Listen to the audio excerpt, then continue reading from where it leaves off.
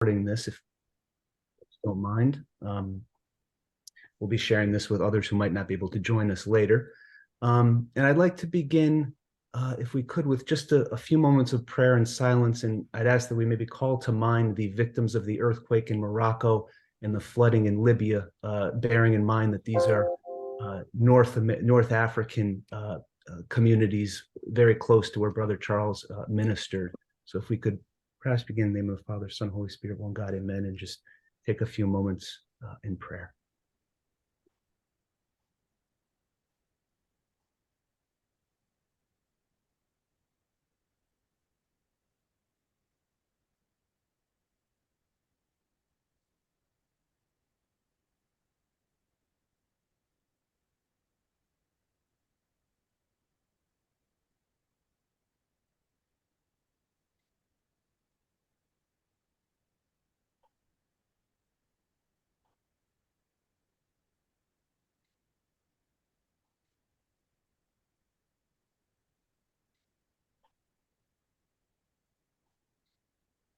Thank you. Spirit, amen.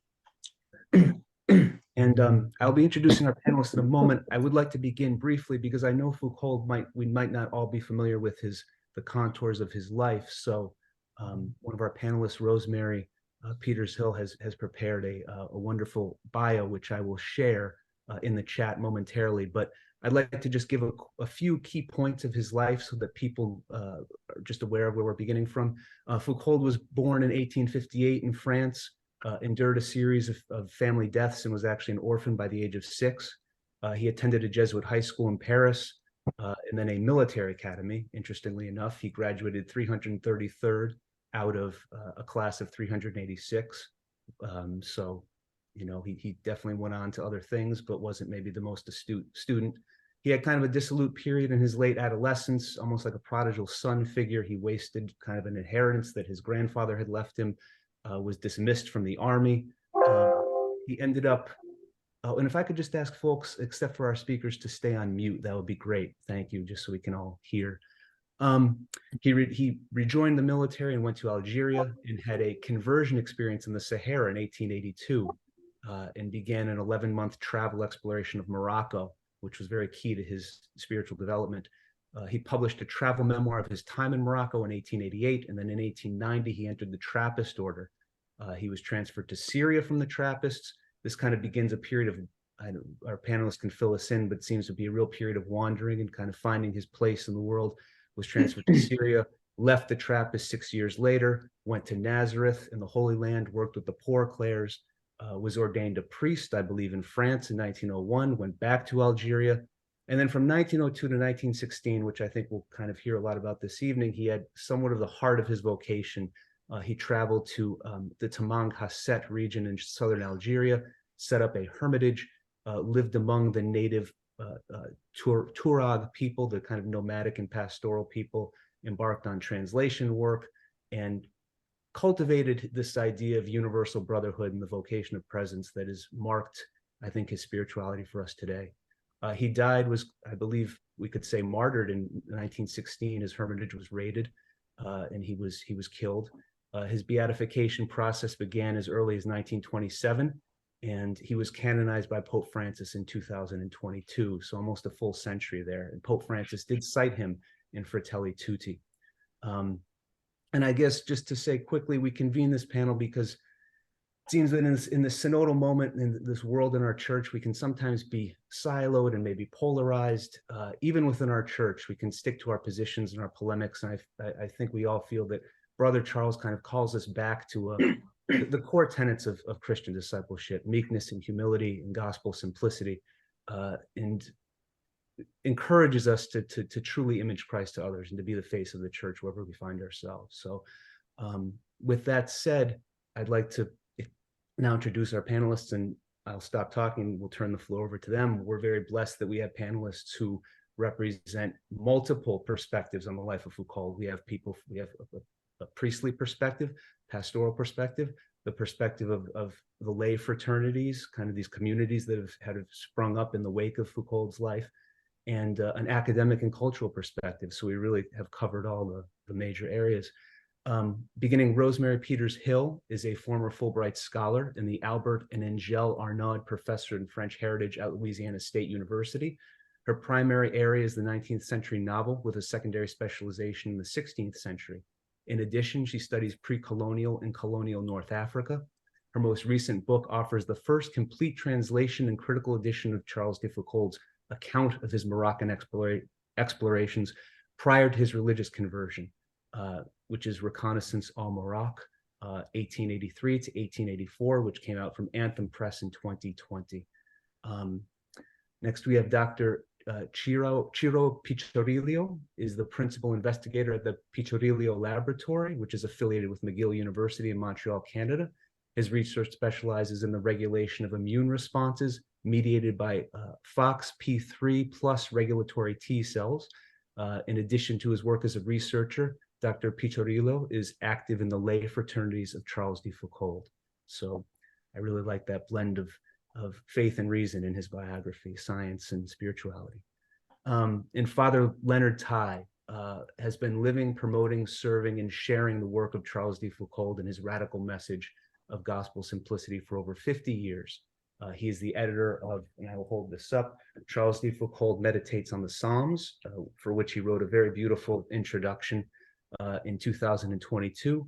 And he also maintains the Legacy of Charles de Foucauld website and the Charles de Foucauld public Facebook page. So with that, I'm sorry about that. So with that said, I'd like to begin perhaps by inviting each of our panelists to begin with their personal experience of Foucauld. I think he's such a personal saint that we can keep it very, authentic to our own experience here this evening. And if at all, perhaps in the order in which I introduced you, Rosemary, and then Ciro and Father Lenny could just speak of how you encountered Foucauld, how his work has spoken to you, etc. So I'll just turn the floor over. Well, thank you, Michael. Thanks for this panel and also for the introduction. It's very, I'm delighted to be here and also a little bit nervous because I haven't done one of these in a while. But so I first encountered Charles de Foucauld right after I had finished my dissertation. It was 2002, and I was desperate to read anything else besides what I had just written on. And so a friend of mine, kind of out of the blue, said, "Hey, do you know Charles de Foucauld?" and handed me this biography. And that was, the beginning of a long brotherly love, I guess, with him, fraternal love with him. And it's funny, I've realized, I've heard several times and come to understand over the years that we don't necessarily choose the saints who are meaningful to us, that they choose us.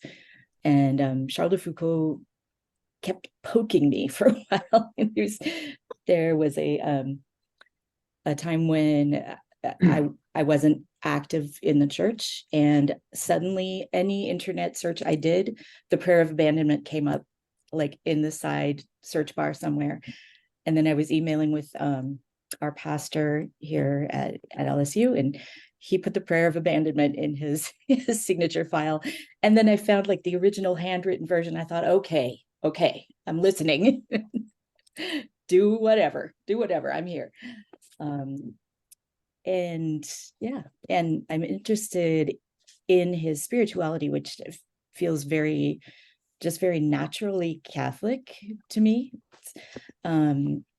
naturally Christian, but also in the work he did as an academic, as maybe not an academic, he was not very skilled at school, but his scientific work, where I think he bridged faith and reason by informing his faith with the scientific work he did, and informing his scientific work through his faith as well. So that's my angle. Wonderful. Thank you. Ciro, any background on your encounters with Brother Charles? Thank you, Michael, and good evening to each and every one of you. Thank you very much for having me here. Father Lenny and Rosemary will have all the intelligent things to say, and I'll just try to fill in the gaps. My relationship with Brother Charles really stems from the fact that I'm a son of poor immigrants. And I say that because my parents did not have much, but we had faith. And so as a good Italian boy, we practiced our faith by going to church rather regularly. And my faith was actually quite active, active in local and diocesan church. But coming at the age of 16, 17, 18, I felt a deep thirst to know more. I had a need to enroot myself in the gospel a little more. But the paradox is that I felt a deep loneliness, very deep loneliness. I felt that I was alone. Then at the age of 17, 18, a double encounter, a double whammy. It was my horse of Damascus. Is the meeting of a priest who really changed the way I see life. His name is Jacques, and he's the one who is responsible for initiating the fraternities for the priests in the 1950s. And I just knew there was something about the way he lived his life and followed the gospel that deeply touched me. His simplicity, his authenticity.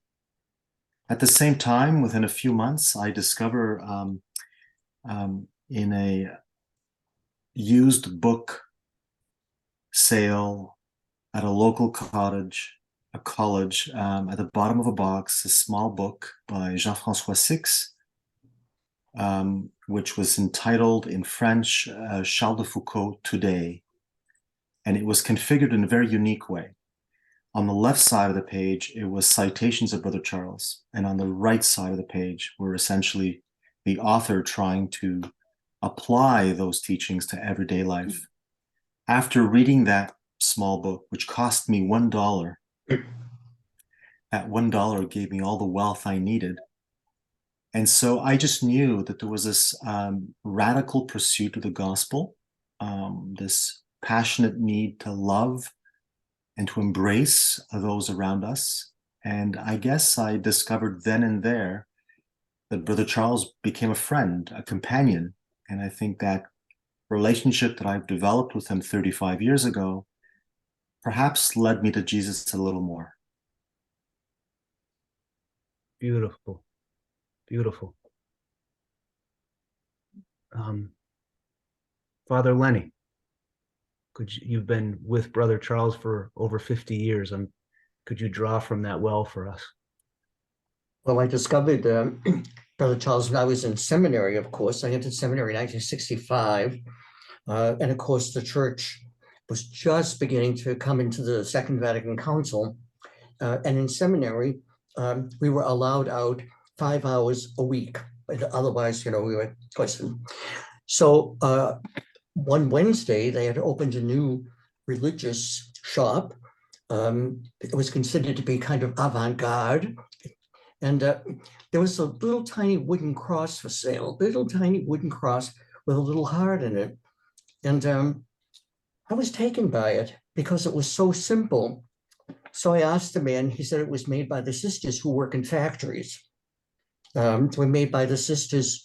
I said, the sisters who work in factories, to find out that they were the little sisters of Jesus, or Charles de Foucauld. One of them worked in a necktie factory, and one of them worked washing pots and pans in a Catholic hospital. And they lived in an all-Black housing project. Anyway, the point is, I went to visit them, and it was like I went home.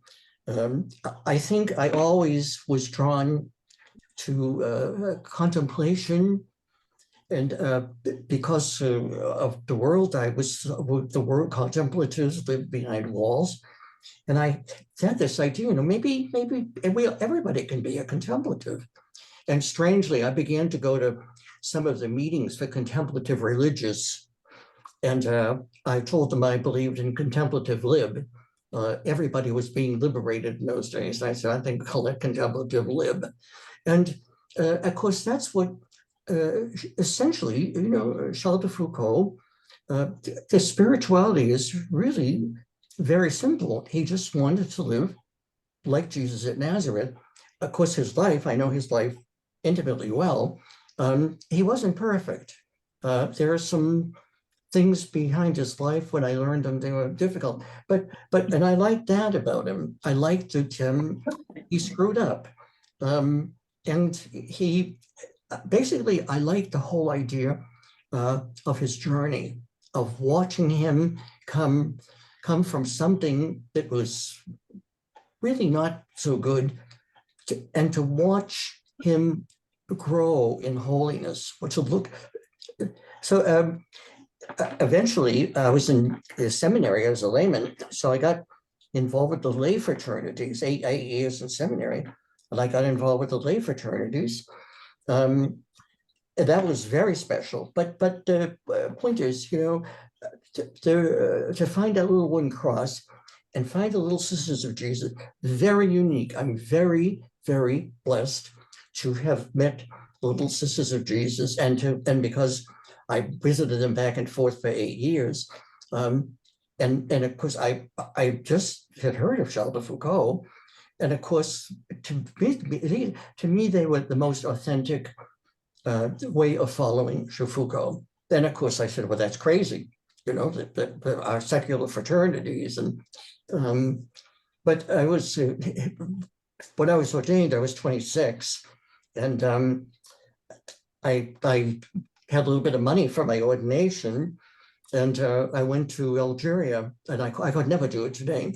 So I went to Taman Rasset. I spent time in Beni Abbas, and I also went to El Golea, to his tomb. Long story, I almost died there. But he just, for the face of the church, he's really important for the face of the church. He's about a simple church, a humble church. Everything that Pope Francis says about the church was the charism of Charles de Foucauld. And I never had a clerical bone in my body. And the fraternities, everybody is brother fraternity. But anyway, for 50 years, at one point I decided I had to disseminate information on him, and that's really grown into something. Of your life's work. Yeah. I wonder, Father Lenny, if we could just pick up on something you kind of anticipated the next question I wanted to ask, and the other panelists can feel free, because I want to, touch on different elements of his spirituality. As simple as it is, it seems like there's infinite riches there. And I wanted to, maybe if we could unpack a little bit this hidden life of Nazareth, how he came upon this idea biographically, and how he kind of instantiated this in the world, like in terms of his travels to the Holy Land. If you could perhaps speak to this idea. Anyone? Yeah, feel free. Well, I'm sure that Father Lenny has far more eloquent things to say about it than I do, but I have ideas about his relationship to Nazareth. And one of them is that, as a child, he was very public. His family was well known. They were rich. It was the old aristocracy. He had all this money. There was a lot of attention on him as a child and as a youth, and wasn't all good attention. And even then, and this is one of the things I learned while researching Reconnaissance Maroc that just it cracked me up. He would go AWOL from his military barracks in disguise. And he disguised himself as like a beggar one time and hopped a train, was arrested for not having a ticket, and his superiors had to come and get him, and he had like 3 weeks of house arrest. But it made so much sense in terms of Reconnaissance, where he traveled for 11 months in disguise. And it was something I thought he knows how to put himself either deeply away or to the side and inhabit this other way of being, this other person. And so when I think about him going to Nazareth, I see him putting that public piece of himself, the one who's, on the way to ordination, isn't sure exactly where he belongs, and has gone back and forth between France and North Africa for 15 years by then. And I think, like, he put himself to the side and he stayed there, and Jesus entered instead. And so I think there was a kind of integration of who the core of Charles de Foucauld was with who Christ is. And I must decrease, he must increase, right? And I think that's exactly what happened. The levels, chemically speaking, the levels of Foucault went down and the levels of Christ came up. So that's my idea. Beautiful. It speaks to what you said earlier. I liked your phrase, how his spirituality seems naturally Christian. I thought that was a beautiful way to articulate it. Okay. But the word Nazareth is difficult to pinpoint with him because his understanding of Nazareth really develops. He's in this little tool shed, that's Nazareth. And you see him develop the end of his life. He was anything but hidden, if you want. So it was a development. The life of Nazareth, he says, can be lived any place, that's best for you. Of course, when he went to Nazareth, I've been to Nazareth many times, and when you go to the Holy Land, you really do encounter Jesus as a person, as a three-dimensional person. I think his time in Nazareth was, he really understood Jesus as a three-dimensional person. But I also think that he thought of all the things that aren't included in the gospel. There's 30 years. Jesus must have buried his relatives and gone to birthdays, and that was holy. You don't, for me, Foucault is what you don't have to leave your life to be a saint. You don't have to have visions. You don't have to elevate. And of course, in my day, 50 years ago, the image of the saints, you had to have a stigmata, you had to elevate. It was kind of difficult to be a saint many years ago. And then I found Foucault and I thought, geez, what did he do? And of course, the idea is he really didn't do anything in a lot of ways. Just decreased himself as those. Well, Nazareth, for people who are listening, that's interesting. What is Nazareth for him, but what is Nazareth for you? Because it's wonderful to look at him historically, but the spirituality of Nazareth, he thought of Jesus as a contemplative and working, and that's who we all are. Ciro, did I see your hand as well? Or? You did. What can I add on that? I think we need to take a step back and understand the relationship that Brother Charles developed with God and with Jesus. Since his first conversion, he wanted to give his entire life to God, his entire life at the service of God. I think that's the first thing that drove him in everything. From there grew this thirst of wanting to imitate Jesus in every aspect possible. That whole element of imitation, I think, is at the very heart of what Nazareth represents. Why Nazareth? Nazareth is not a geographical location. It's a spiritual location. In stark contrast to Jerusalem. He could have fell in love with Jesus at Jerusalem, but he did not. And so Nazareth is really that location in our hearts where we try to imitate Jesus in every little way possible, in the smallest things possible, in the most hidden way possible, in the most ordinary way possible. And I think this Brother Charles that constantly tried to shed all the unnecessary things. Now, it took him years to come to this point of wanting to shed everything. And I think from going from France to Notre-Dame-des-Neiges to Akbes in Syria, which eventually brought him to the Middle East and Northern Africa, I should say. I think from there evolved a man that constantly wanted to shed much of his humanity to make as much place for God and Jesus in his whole life. So Nazareth, I think, is that location where Jesus lived every day. Not the Jesus of Jerusalem, where in all of his glory. And I think that's the invitation that we are receiving. That's the invitation that my heart understands, in my simple everyday life? How do I unite myself with God through the person of Jesus and try to serve him by serving my fellow brothers and sisters around me with the greatest desire of love and service as possible? To me, that's what Nazareth represents. Amen. It's almost, I'm hearing almost like a retreat theme, this idea of where's my Nazareth? Seems there's riches there. That's poverty and riches at the same time. It often is. The great Catholic both and, right? Yes, of course, of course.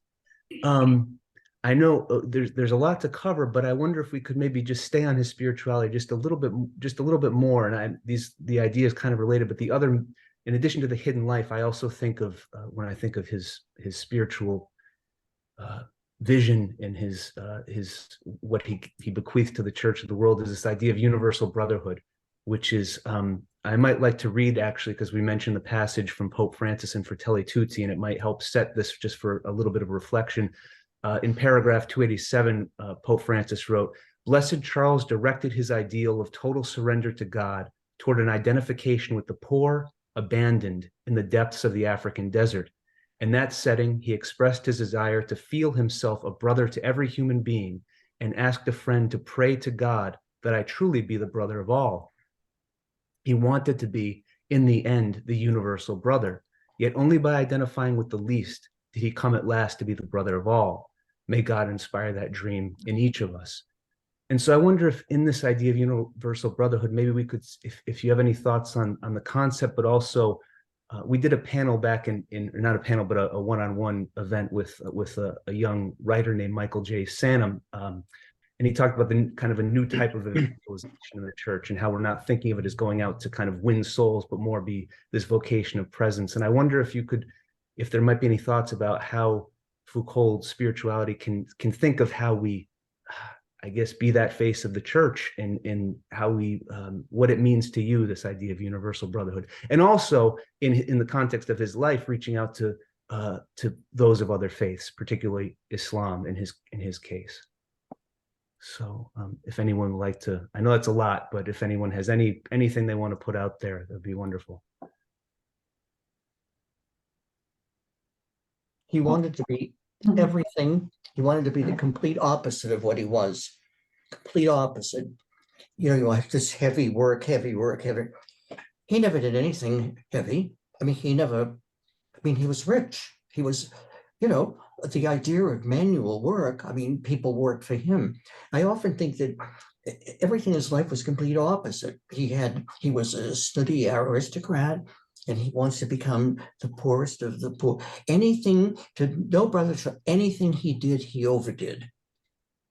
Anything he did, that's a wonderful part of his personality. But I think Nazareth was just very, very simple. The church was he lived a very simple life in a very complicated church. And he lived a very simple life in a church that was very rich and arrogant and totally away from ordinary people. And of course, that's a mystery for me, how he did that. But you see, I love him because he heard something.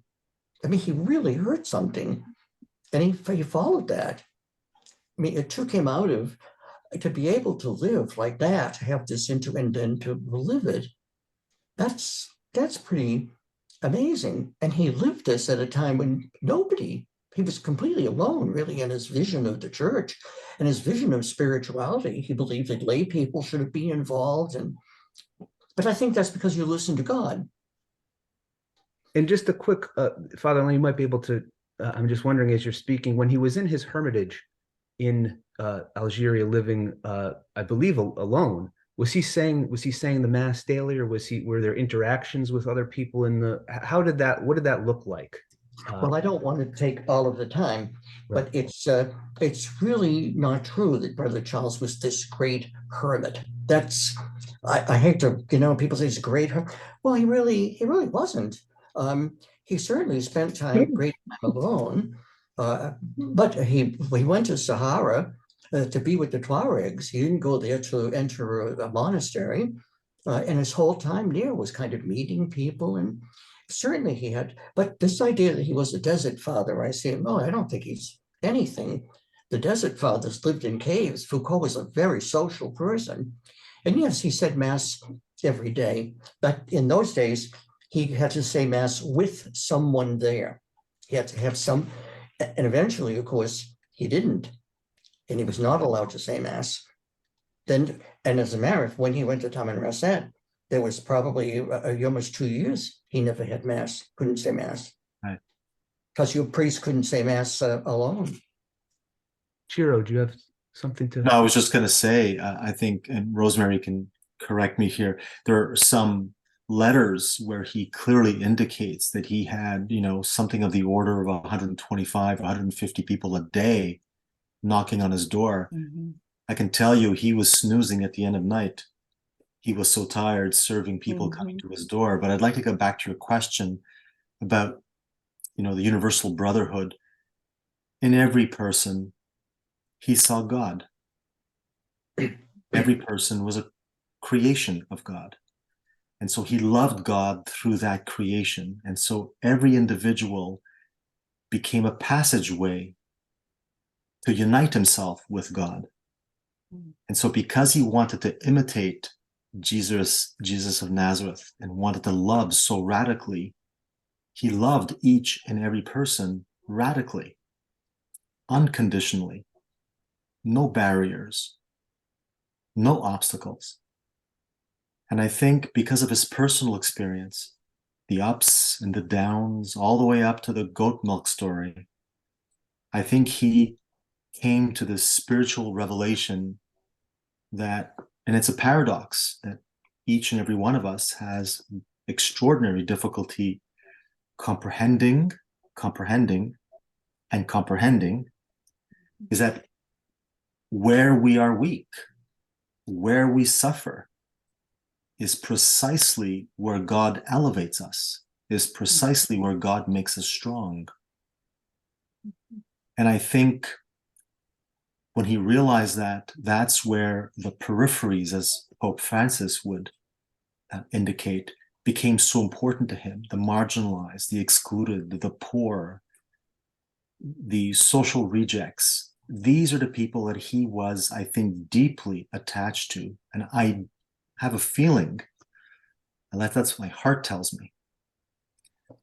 That's what my heart tells me, that I think he was deeply drawn to these people because he saw in these individuals a deeply suffering Jesus.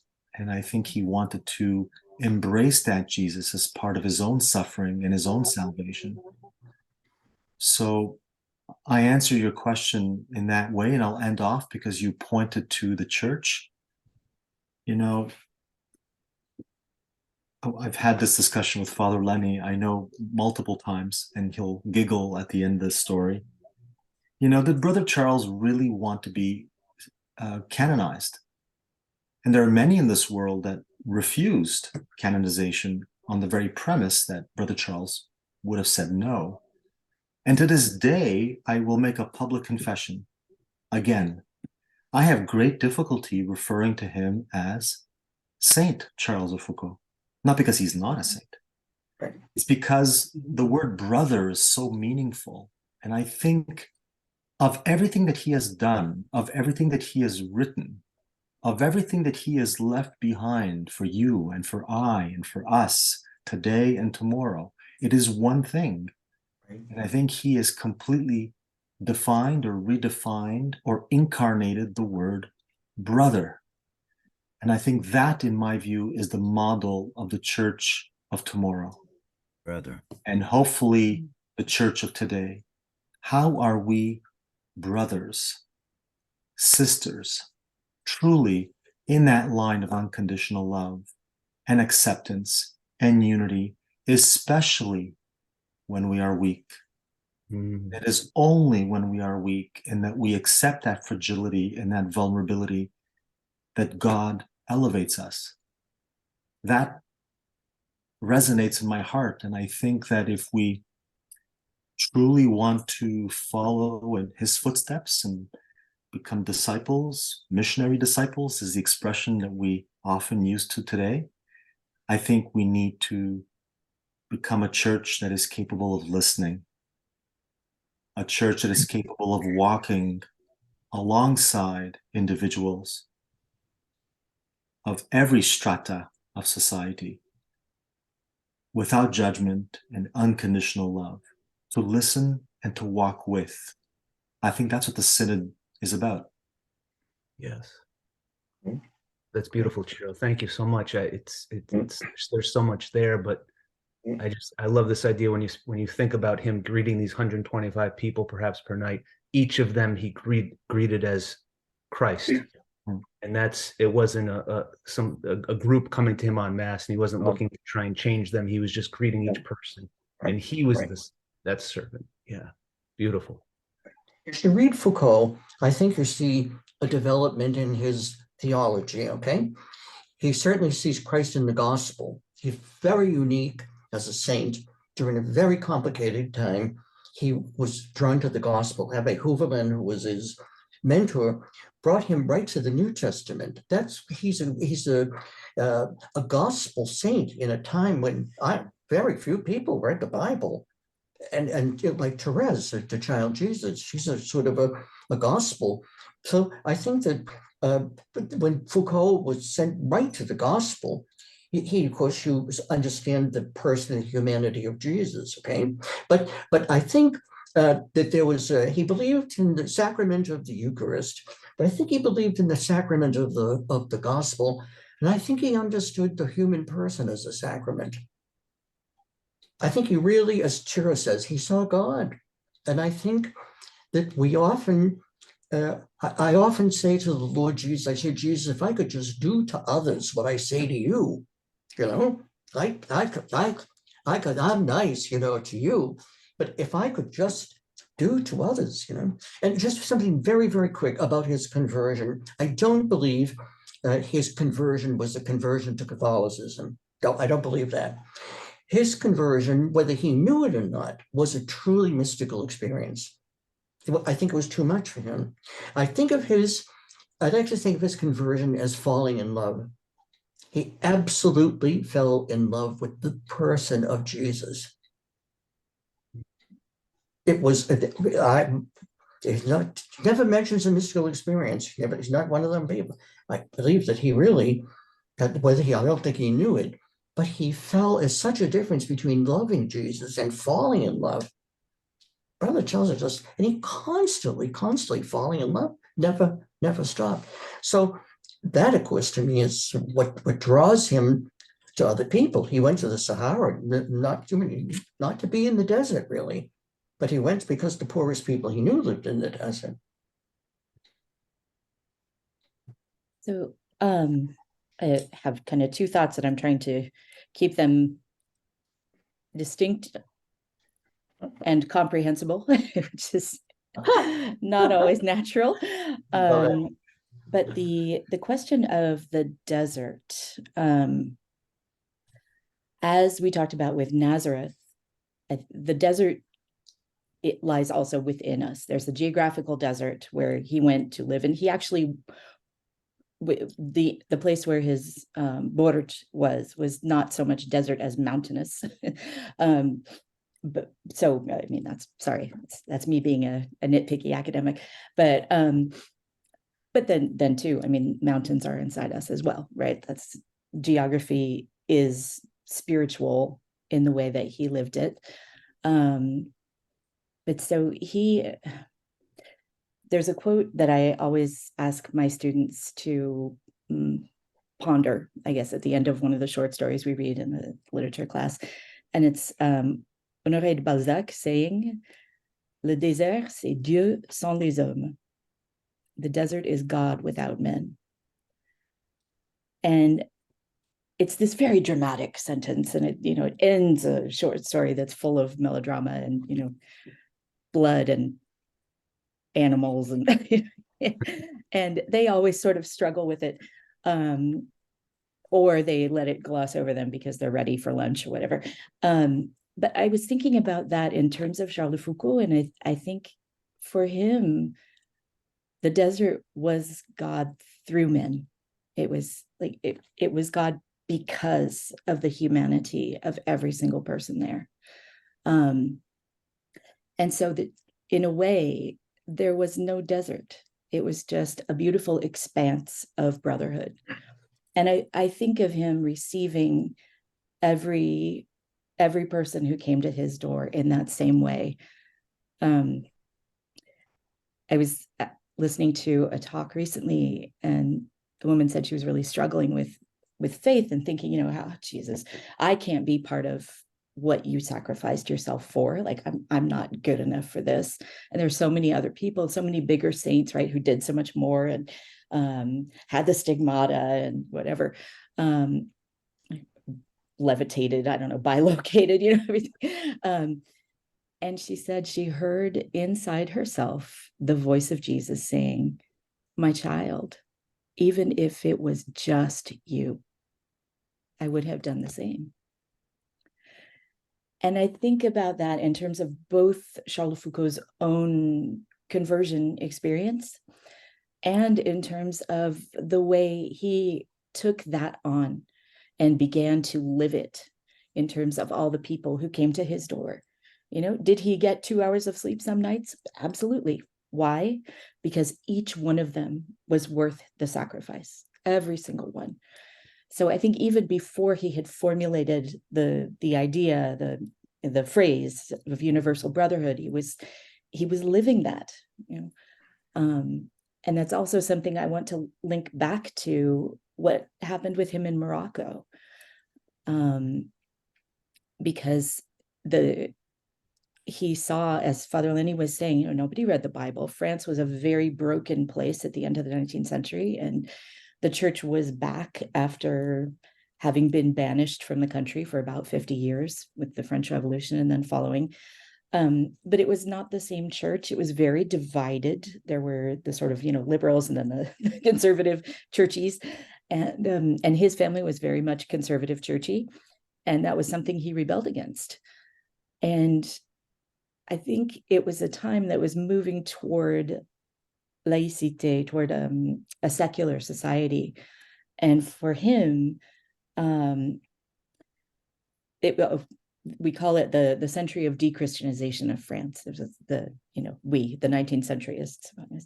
And I think for him, the idea of being faithful in the world was impossible. He couldn't imagine it. He couldn't live the Catholicism of his ancestors, you know, who include like one of the Crusaders with St. Louis. And then he went to Morocco, and 5 times a day, he saw all activity cease. And there would be the call to prayer ringing out over the desert, you know, and over the cities and over the sea. And he would watch a whole society, a whole community get on its knees and worship. And I think that really, well, I mean, when we lived there, that really touched me. It was extraordinary. And that's very much, you know, a part of what drew him closer to God. I think was seeing that, like, maybe it's not about Catholicism. It's bigger. It's about Jesus. So beautiful. Thank you, Rosemary. I love, and that I think speaks to this idea when we talk about sometimes this idea of interfaith or interreligious dialogue. It can get kind of neutered, and we're not quite. But that's like the beauty of interfaith dialogue at its highest, where we're learning from the beauty and the richness of each other's traditions, and like you say, it points to something beyond. And I love thinking about him inspired by the call to prayer, and what you say also kind of puts his that Trappist detour in context, kind of the maybe the old French model, and he needed to almost go beyond that and point to this post something kind of Christianity. It's fascinating. He wasn't converted to come back. He wasn't converted by the Catholicism. He really was converted by Islam. And that's important.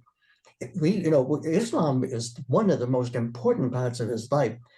His conversion, he's in the Sahara.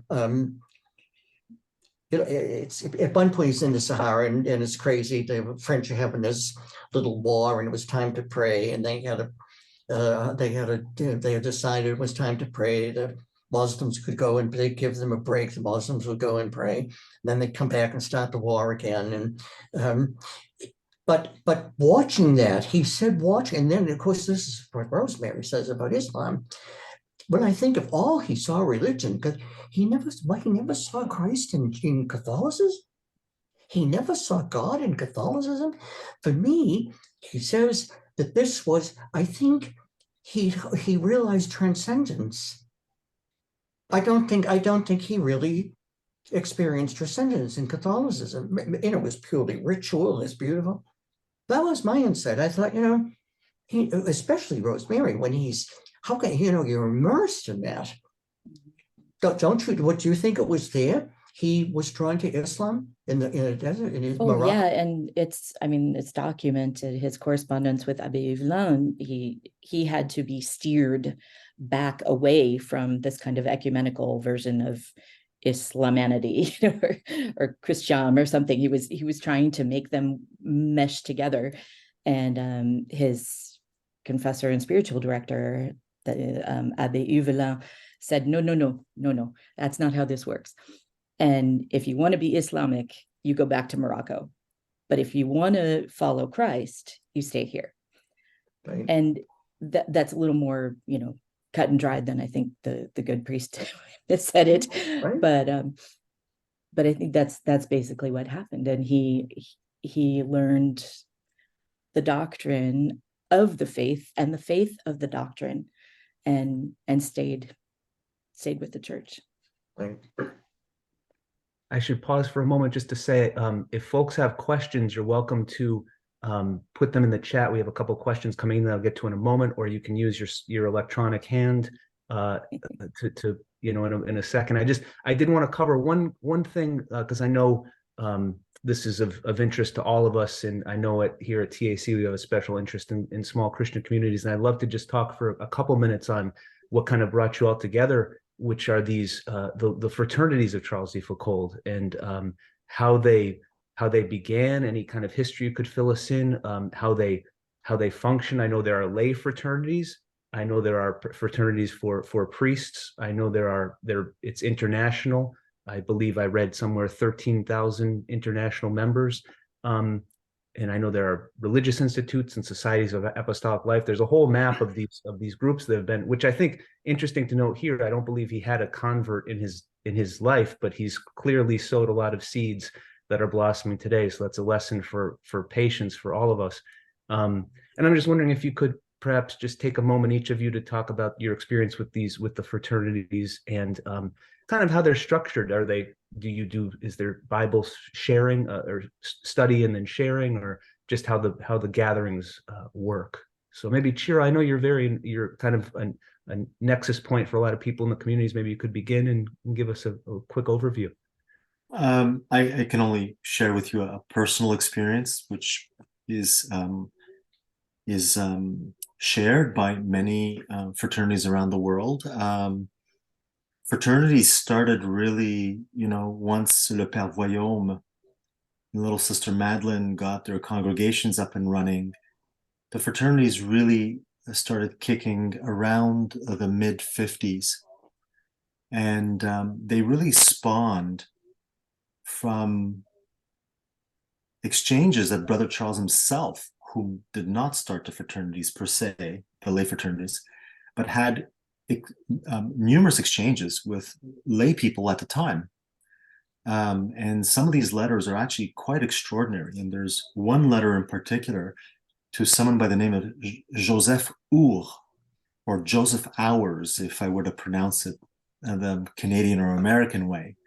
A letter that was written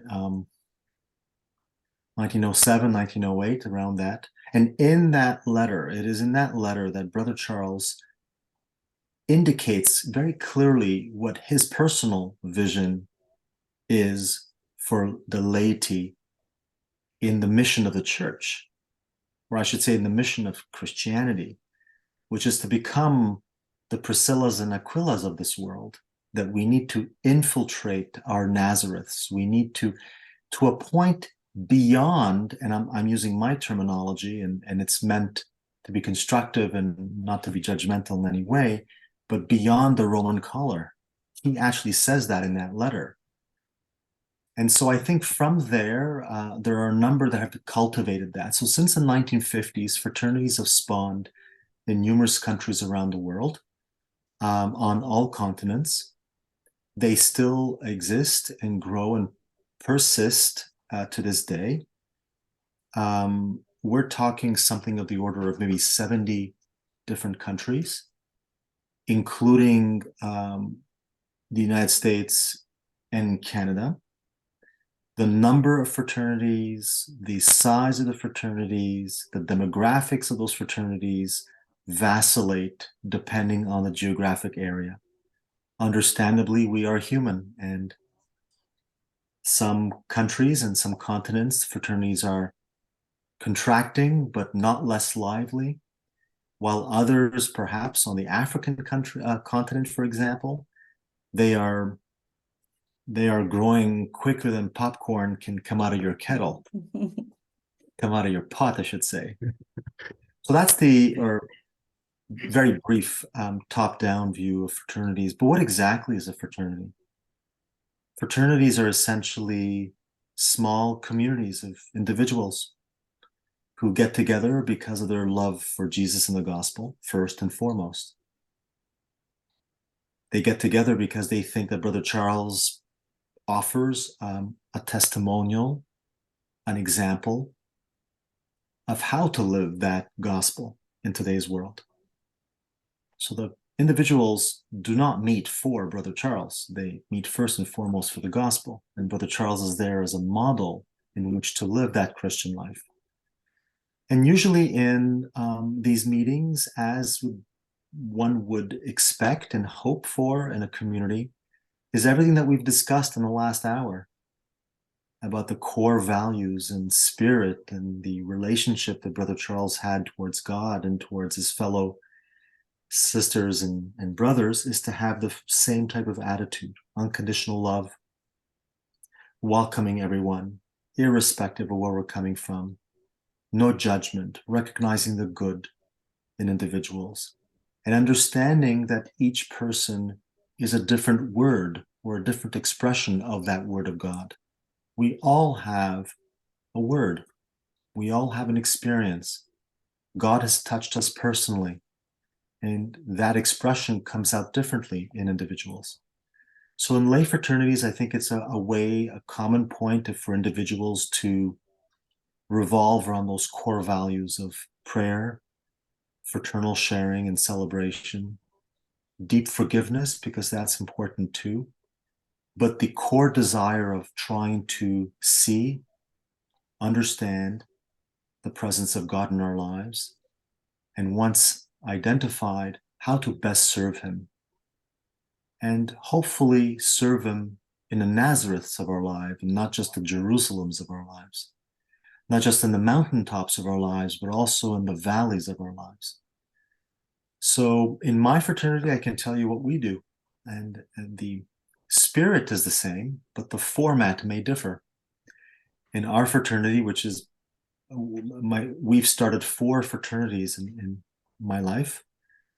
The first one was here in Montreal with a number of young adults, all university students, trying to put a deep sense of belonging, a sense of community.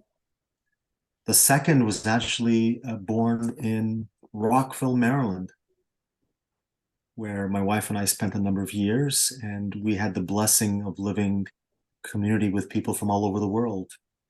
Expatriates, if I should use that terminology, of which I was one. The third is my current fraternity, the past 20 years, and we typically get together for a good, simple meal once a month, after which we do something that's very important, and it's called the Review of Life.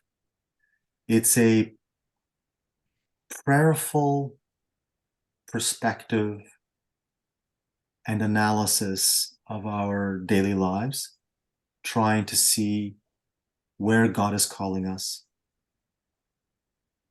What kind of experience is he calling me to live? And what actions is he asking me to discern? And in those review of life sessions, these are not therapy groups. They're not academic circles where who can cite the best citation of Brother Charles, or it's not a memorization contest. It's really a unity of hearts at trying to help each individual discern if and where God is acting in that person's life. Whether you're rich, whether you're poor, whether you're educated or not, whether you're working or not, so on and so forth. Those differences are leveled by this understanding that we all have a common relationship with God. And we always end off with an hour of adoration. For some people, it's silent prayer. For some, it's songs. And that's important too. Mm. In my fraternity, it's silent adoration of the Blessed Sacrament. And that's basically it. I'm sorry if I took up too much time in answering that simple question. No, it's fascinating. And if people are interested in perhaps joining or forming something, I know there's maybe, is there, we'll put together an events page. Maybe I could add a link and people could get in touch or something. By all means, certainly. And there are a number of important resources. If any of you or people that you know in your environment that may be called to follow the gospel in the light that I've just described, in the format that I've just described, please contact Michael at your convenience. And I'm sure that Father Lenny and myself and Rosemary can provide some key contact information, key resources that you have access to help you perhaps establish a fraternity in your Nazareth, in your living room, perhaps in your church basement. And of course, Father Lenny has, and he'll, I'm sure, chime in the upcoming seconds, how to put us in contact with others here and beyond who live the spirituality and have a need to connect and to express and to move forward together as a global community. But Ciro, one of the most important things about fraternity, from my experience, it's a way of living the church. Yeah. You know, you didn't mention the small groups. Yeah. In many ways, that's to be with a small group, to have the intimacy. That's the intimacy of listening to other people's lives. But said for me, the fraternities were really, really important, because how do you live community and prayer in the average parish? I mean, it's just absolutely impossible. How can you be church the way church is now? And I think what you said for me is, because I've experienced that, you know, and you I don't want to say it's an alternative, but it is in many ways a beautiful alternative to being church. And it has everything. The fraternity has prayer and gospel, and as you say, just listening to other people's lives. For me, I love it because I hear other people's struggles, and I think I'm not alone. But I think the small group, because for me, the future of the church is in small groups. You have to get.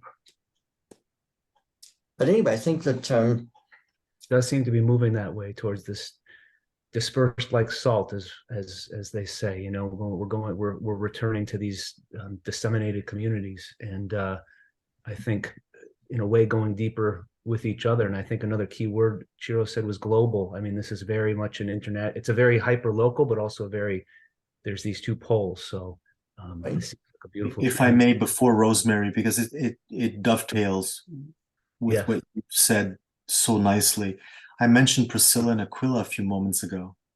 It's the hallmark, the extraordinary intuition that Brother Charles had. He did not cite them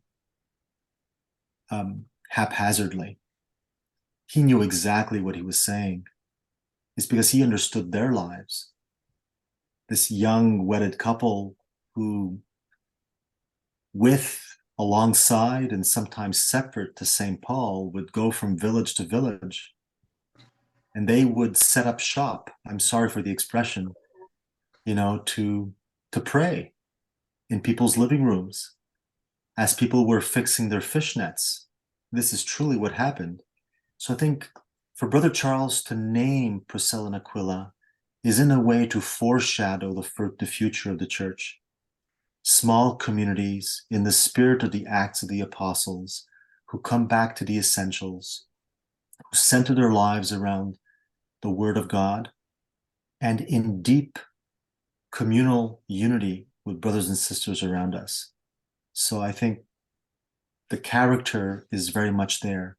And it's not so much a church of bricks and mortar. It's a church of humus. A life that is decomposed, that accepts to die and becomes nourishment for those around us. Perhaps that is a church that we're called upon to become. Sorry, Lenny. Sorry, Rosemary. No, not at all. I think you're absolutely right. Yeah. I had a thought, so I'm not in a lay or a priestly fraternity. I have thought about starting one. There isn't one, as far as I know, here in Louisiana. And I was listening avidly, Ciro, to your what your fraternity does. So thank you for that, pointers.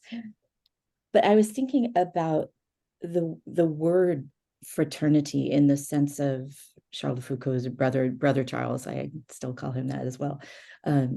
His life, because it was a term that was adopted by France during the Revolution. Liberté, égalité, fraternité, the three parts of the French motto, and so liberty, equality, and fraternity. And what that meant for the new Republic of France, and then Empire and all that, was a fraternity of French-born white men, Creole-born former slaves, people who had worked on French plantations in the Antilles. Women were not included. And so fraternité was really very limited and limiting.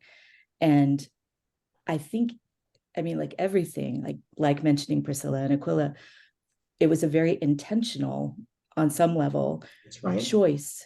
He could have called it a community, right? He could have said we're universally communing or something. I don't know. It's a little awkward as phrasing goes, but I think he, like with so many things, he took what existed in the society he knew and turned it inside out and upside down and made it a better version of itself.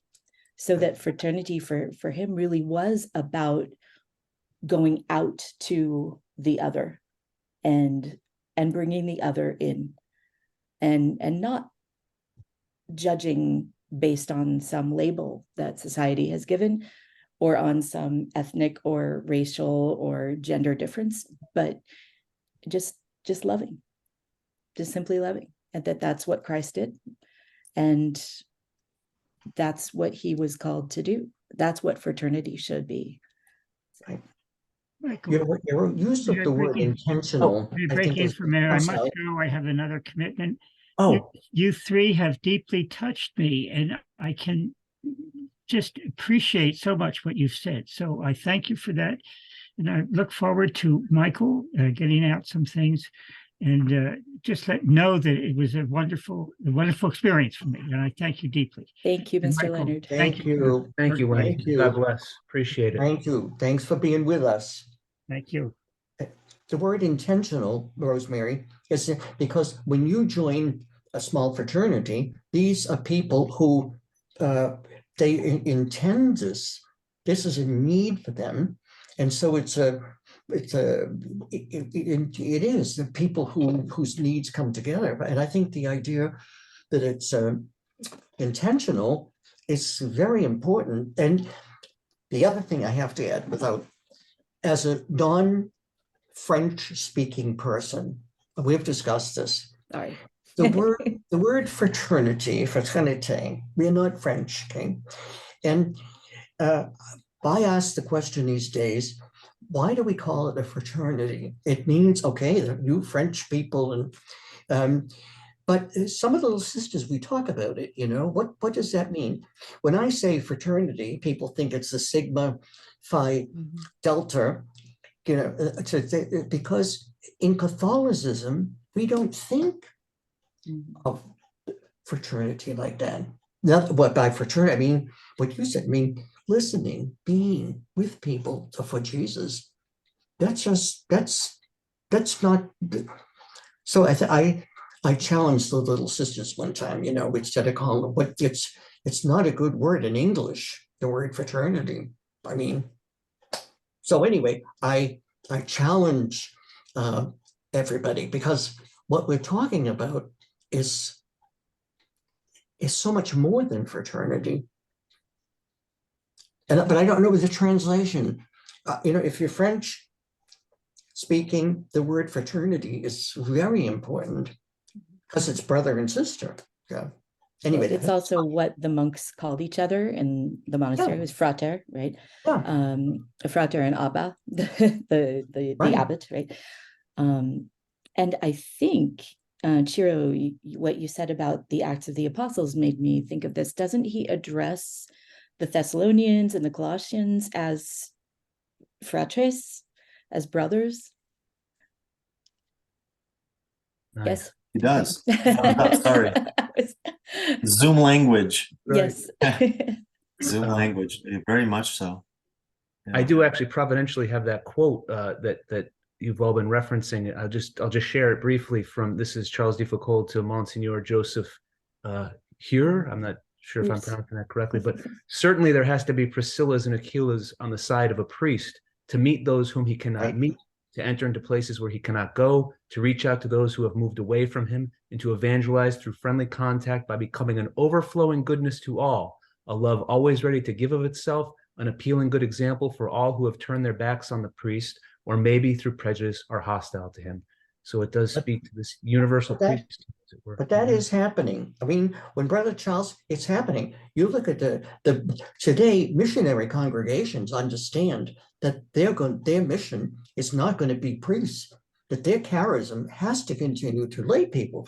So you look at the people, Mary Knoll and all this wonderful. So for Brother Charles at that time, I mean, it would be absolutely bizarre. But I think we have to look at the development in the church.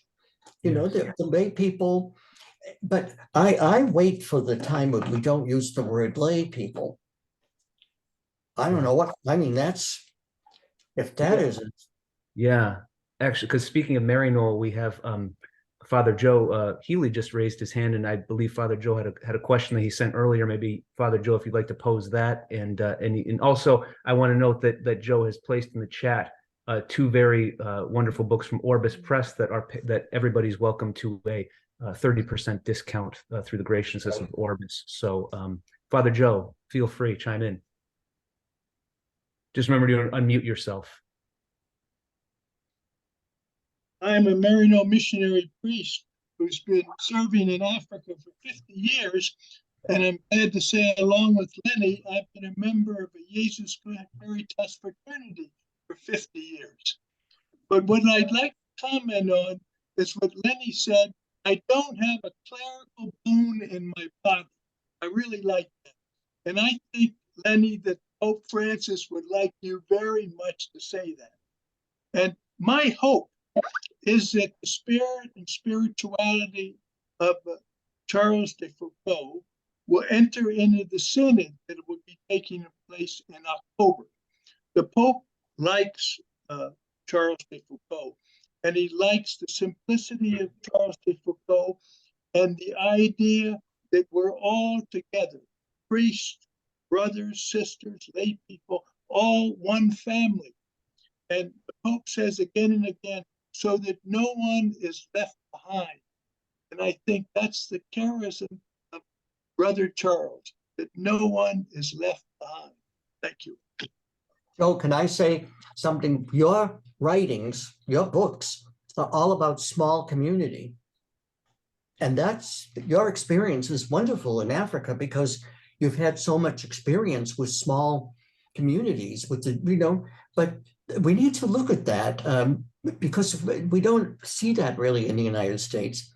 And I think the fraternities need to see themselves as small communities and recognize what you say. I mean, it's a way of living. The church it's almost an alternative way of living the church. But you're really always the promoter of the small group, if I'm not wrong. Right. And they're all based on the Acts of the Apostles. And we know Lydia in Philippi. She was one of the leaders of the first small Christian community. And we have Prisca and Aquila also being examples of a new model of church that is not new. It's 2,000 years old. Right.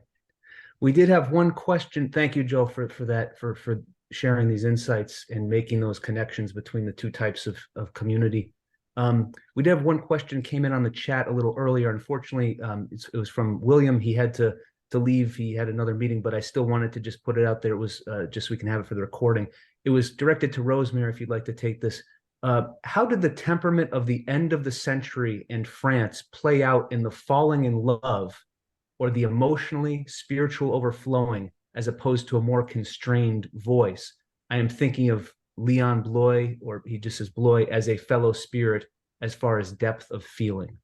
So I'm not sure if you have any thoughts. Ooh, I'm going to do the professor thing and say that's a really good question. So I am actually not familiar with Leon Bloy, with Leon Bloy.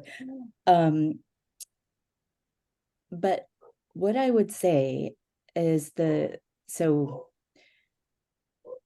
again, France at the end of the 19th century was increasingly secular and broken, but it was also a place that received a great number of graces. Sainte Thérèse Lisieux, there was Notre Dame de la Salle, the miraculous medal on the Rue du Bac. I guess that's earlier in the century, but there were several kind of luminous figures who maintained and displayed demonstrated a real vision of how to be Christ-like. And they all did it in different ways. And I think when I think about falling in love, I think Sainte Thérèse de Lisieux is the one who fell the hardest. And, maybe it's because she was so young, and we all fall hard when we're young, but also she fell forever.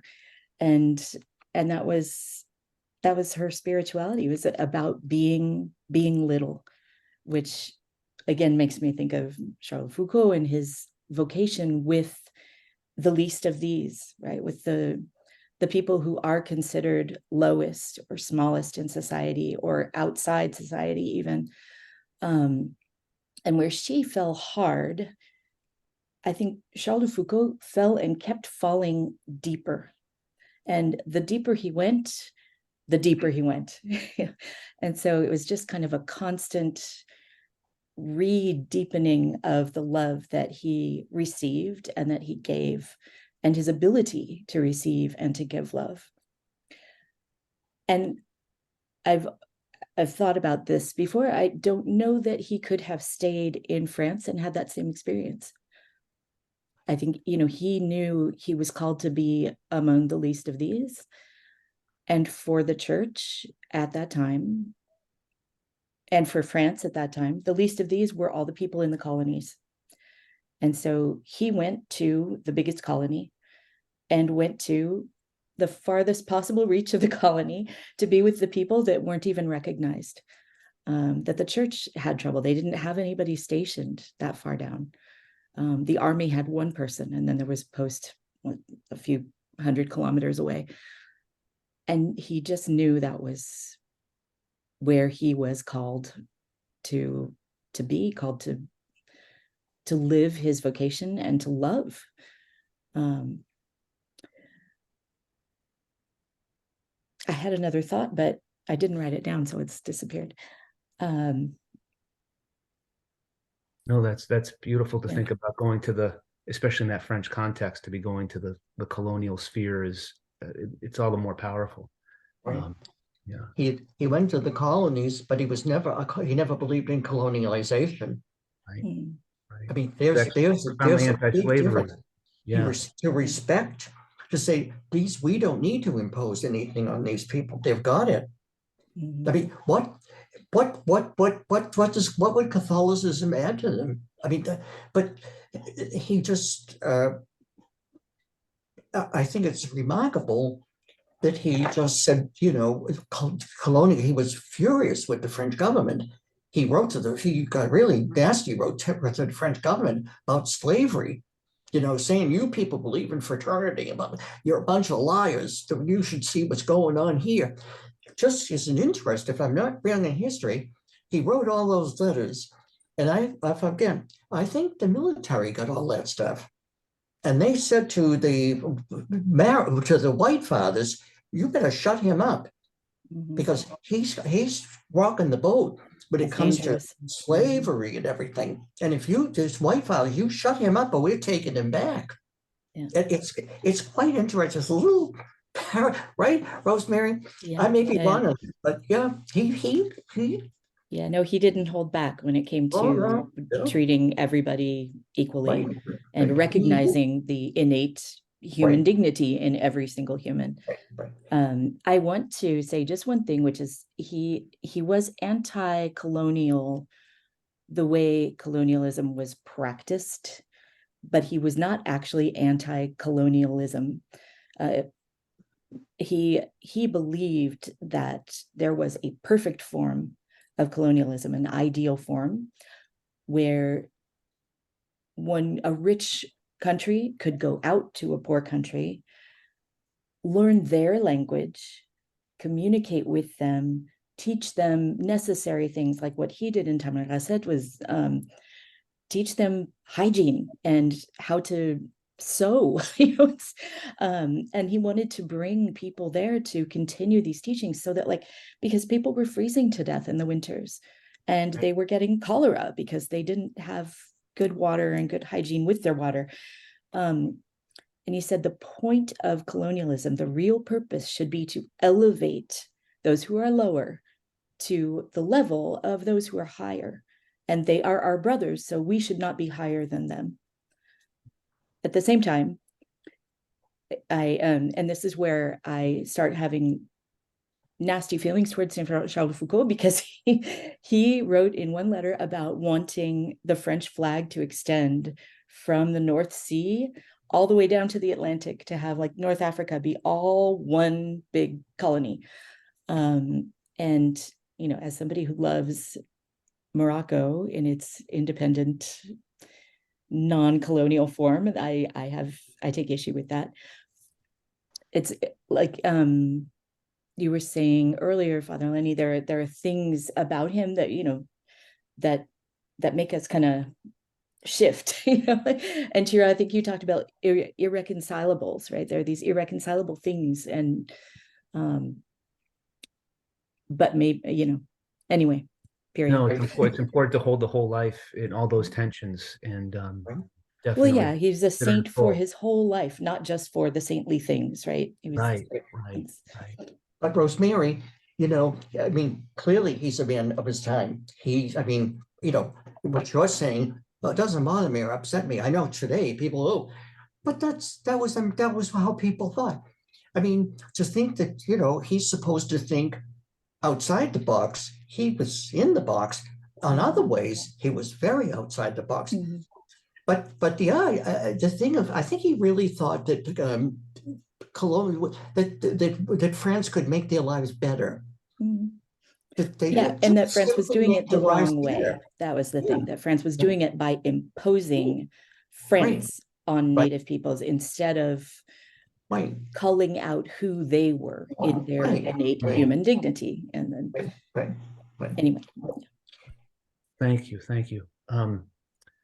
So this has been, I know we're coming up on an hour and a half, which is, his life and his spirituality are clearly inexhaustible. And I'd love to continue this for another 2 hours, but I know people have other commitments. But I just want to thank the Rosemary, Ciro, Father Lenny. You've really illuminated my evening, and I hope everyone who attended. And I can say honestly, speaking with you, I feel your prayerful devotion to Foucauld. It comes through in your spirituality and how it's manifested in our dialogue and how you're living your lives and bringing others into community. So thank you for the work you're doing, all of you. And Thank I you. thought, yeah, of course. I thought we could conclude. I could do a screen share, and I know Rosemary and a few others have referenced the prayer of abandonment, and I we can pray it together. Let me just, if folks can see my screen here. This is the prayer of abandonment here with Foucauld. So we'll say, Father, I abandon myself into your hands. Do with me what you will. Whatever you may do, and I may thank you. I am ready I'm ready for for all. I accept all. Let Let only your your will be done in in me me and and in in all your your creatures. creatures. I wish I wish no more no than more this, than O this, O Lord. into Into your your hands, hands I I commend commend my my soul. soul. I I offer I offer to you with all all the the love love of of my my love of heart. my heart.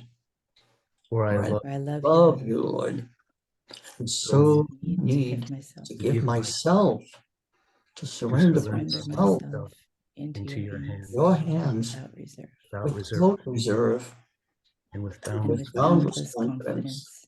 for you are my For You Father. are my my Father. Father. Amen. Thank you all. We'll have this recorded. We'll have a event page up hopefully within the week. I will let everyone know who attended. And once again, thank you to our panelists and to everyone who made time tonight. So God bless. And And again, thank you, Michael, Michael. Thank you, thank you Ciro. so Thank you, much. Father Lenny. Good night, Rosemary. Good night to Bye. Good night. Canada. That sounds like a song, Father Lenny. For Canada. I love it. Thank you all too. Thank you everybody who was with us tonight. Thank you so very much. And I hope that there was just one thing that touched you. Just one thing. Of course, I hope there's many things, but take one. Take one. Take one. Yeah. beautiful. All right. Good night. I think my children have eaten and I'm starving. So Sounds good. Okay. Good night all. I all will right. close now. Yes, sounds Bye. good. Thank you so much, Michael, and thanks, Father Lenny. Thank you. And thanks everybody for being here. It was a Thank pleasure. you. Thank you, everybody. Right. All right. God bless. God bless.